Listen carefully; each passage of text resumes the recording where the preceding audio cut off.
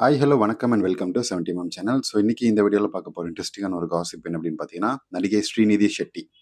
So face கட்டே வந்து அவங்களுக்கு ரொம்ப ராவான லுக்கு கிடைக்கும். ரொம்ப ஹோம்லியான ஒரு நடிகை அப்படின்னு சொல்லி அவங்களுடைய பிம்பம் இருக்கு.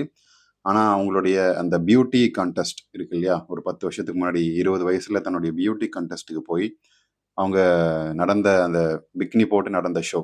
ஸோ அந்த மொத்த பின்னழகியும், முக்கால்வாசி முன்னழகியும் எல்லாத்தையுமே வந்து அந்த பிக்னில காட்டியிருப்பாங்க. ஸோ அப்படிப்பட்ட நடிகையா இப்படி சாரி கட்டிட்டு சுத்திட்டு இருக்கிறாங்க அப்படின்னு சொல்லி கேட்க நிலைமைக்கு வந்துட்டாங்க. நடிகை வந்து பெருசா கவர்ச்சி வந்து படத்துலயும் காட்ட மாட்டேன், வெளிய பொது வெளியிலயும் காட்ட மாட்டேன் அப்படின்னு சொல்லி ரொம்ப அடம் பிடிக்கிறாங்க. ஏங்க நீங்க எல்லாமே வந்து இதுக்கு முன்னாடி காட்டுன ஆள் தானே.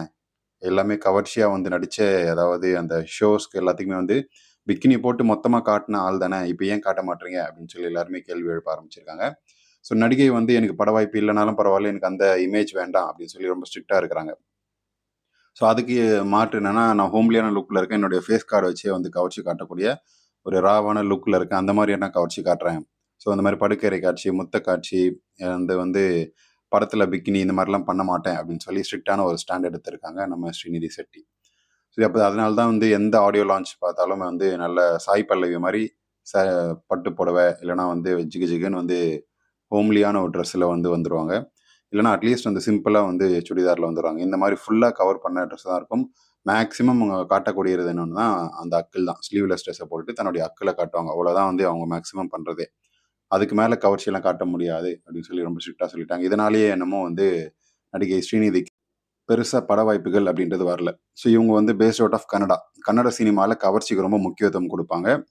இப்ப தான் வந்து ரொம்ப நல்ல நல்ல படங்கள் வருது. ஆனா அதுக்கு முன்னாடிலாம் வந்து ரொம்ப கவர்ச்சிக்கு அதிகமா முக்கியத்துவம் குடுக்கக்கூடிய ஒரு இண்டஸ்ட்ரியா இருந்துச்சு. அப்படி இருக்கக்கூடிய ஒரு இண்டஸ்ட்ரி பேக்ரவுண்ட்ல இருந்து வந்து, ஹோம்லி மட்டும் தான் காட்டுவேன் அப்படின்னு சொன்னா விட்டு வைப்பாங்களா? அப்படியே வந்து ஓடிடு அப்படின்னு சொல்லி ஒதுக்கிட்டாங்க.